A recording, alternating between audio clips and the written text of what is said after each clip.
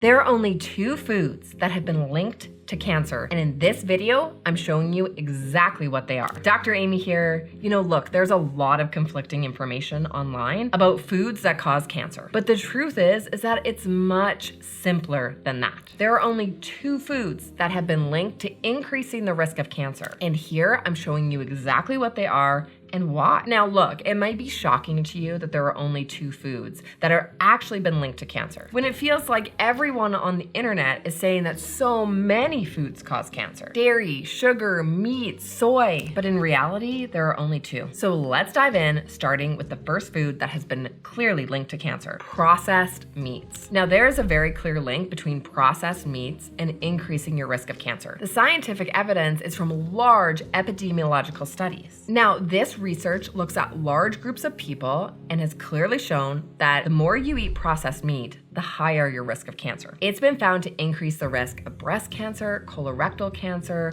colon cancer, and lung cancer. So this is where it becomes really important to focus on the type of meats that you're eating, not eliminating meat altogether. There's a big difference between eating deli meat, bacon, sausage, and eating chicken breast and fish. Okay, but what exactly is a processed meat? Processed meat is a meat that has been altered due to fermentation, curing, or salting. This is done to enhance the flavor, the color, or to prolong the shelf life. An example of this would include hot dogs, deli meat, sausage, or beef jerky. Okay, but what about nitrate-free meat? Can you still eat processed meat as long as it's nitrate-free? Now, nitrates are a natural food chemical that's often used as a food additive. It works by stopping the growth of bacteria and enhancing both the color and the flavor. And nitrates are often added to processed meat, things like hot dogs or deli meat or bacon, because it's gonna inhibit the growth of bacteria and prolong the shelf life. But it's not yet clear if it's nitrates specifically that are causing the increased risk of cancer due to processed meats. We know that foods that are labeled nitrate-free, well, they often still contain nitrates. Nitrates naturally occur in our environment and in our foods. For example, a food that's labeled nitrate-free will often contain celery juice, which is a nitrate. But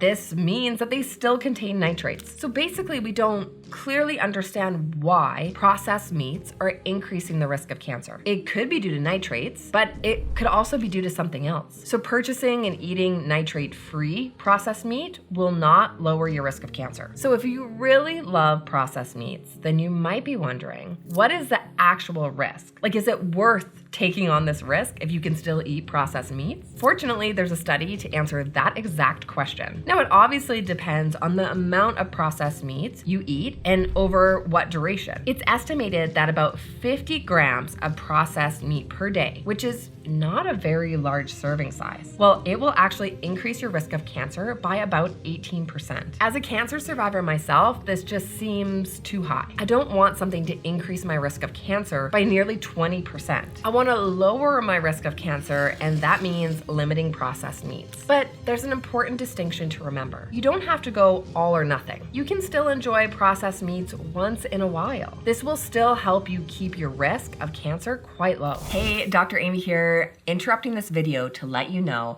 about an absolutely free download that you can get right now. Now, this is the anti-cancer menu. If you're ever wondering, what exactly should I be eating after cancer? Does something cause cancer, or am I potentially missing something that could prevent cancer?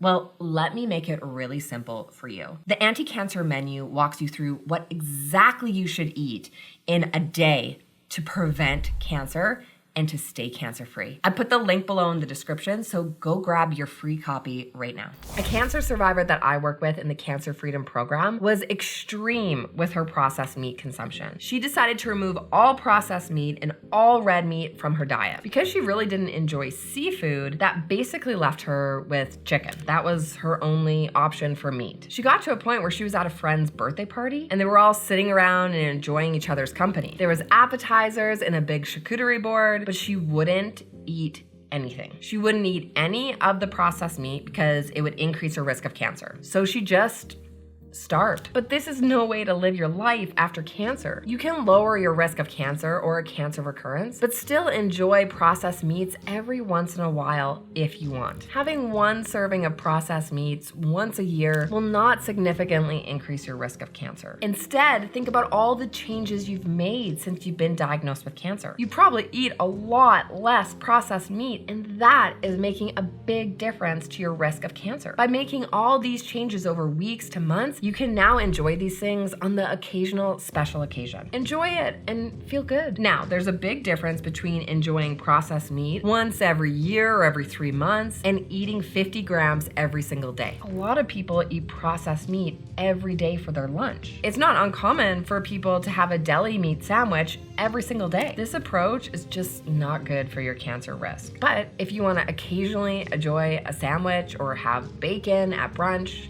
then go for it. But if you really don't like processed meat to begin with and can completely give it up, then that's the best option. Okay, and that brings me to the second food that's been linked to cancer: alcohol. I don't think it comes as a big surprise that alcohol is not great for your health, but you may be surprised that alcohol increases your risk of cancer. Alcohol has been associated with increasing the risk of 7 different types of cancer. Now, there does appear to be an association between the amount you drink and your cancer risk. We do know that if you drink about 1 drink per day, well, that increases your risk of cancer by about 9%. But if you drink a half a drink a day or about 3 drinks per week, well, that increases your risk of cancer by about 4%. Now, if you drink more, the risk is even higher. But if you drink less, the risk is even lower. But there is no safe amount of alcohol to drink. Red wine has long been defended for having antioxidant properties. It was thought that it was going to be cardiovascular protective, but this has long been shown to not be true. You can still get all the same antioxidants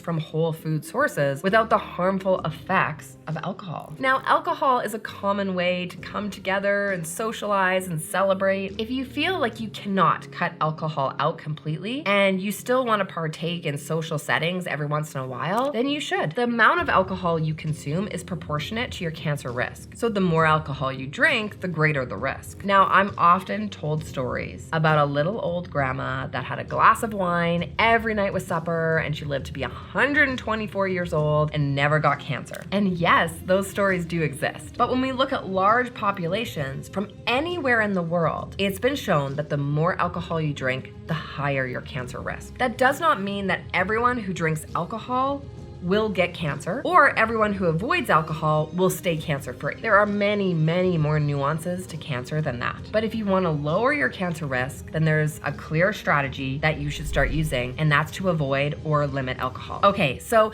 now that you know these 2 foods that have been clearly linked to cancer, the next thing that you need to know are what foods to eat to lower your risk of cancer. What foods should you include? That's exactly why I'm linking up this next video here. Click the link here and I'll see you in the next video.